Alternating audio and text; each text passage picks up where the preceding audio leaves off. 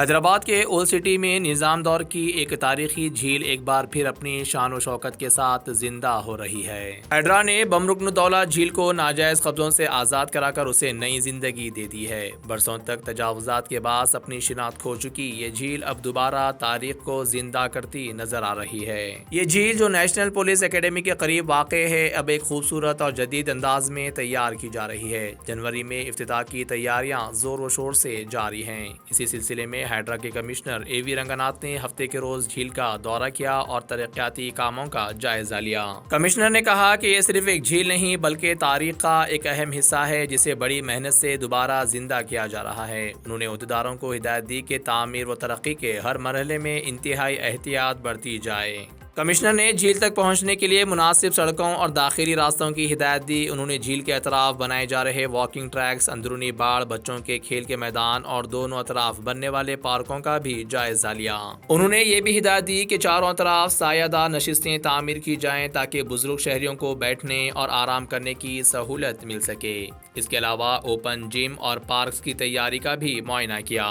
Commissioner Ranganath نے زور دیتے ہوئے کہا کہ تیزی سے کنکریٹ کے جنگل بنتے شہروں کے دور میں بم رکن الدولہ جھیل کو ایک بڑے تفریحی مرکز کے طور پر ترقی دی جانی چاہیے۔ انہوں نے جھیل کے اطراف دواؤں والے اور مقامی درخت لگانے اور سرسبز پارک بنانے کی ہدایت دی تاکہ ماحول خوشگوار ہو اور علاقے کے درجہ حرارت میں واضح کمی محسوس کی جا سکے۔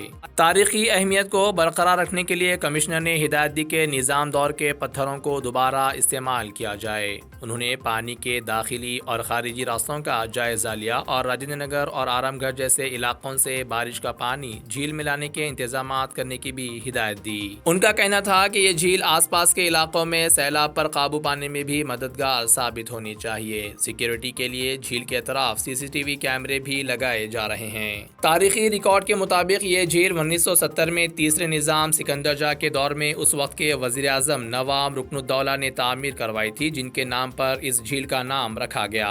ابتدا میں یہ جھیل 104 ایکڑ پر پھیلی ہوئی تھی اور پینے کے پانی کی ضروریات پوری کرتی تھی، لیکن وقت کے ساتھ اس کا رقبہ گھٹتا گیا۔ HMDA کے مطابق بعد میں یہ جھیل 17.5 ایکڑ تک محدود ہو گئی اور پھر مزید سکڑ کر صرف 4.12 ایکڑ رہ گئی ہے۔ گزشتہ سال اگست میں ہیڈرا نے ناجائز قبضے ہٹا کر جھیل کی زمین کو مکمل طور پر بحال کیا۔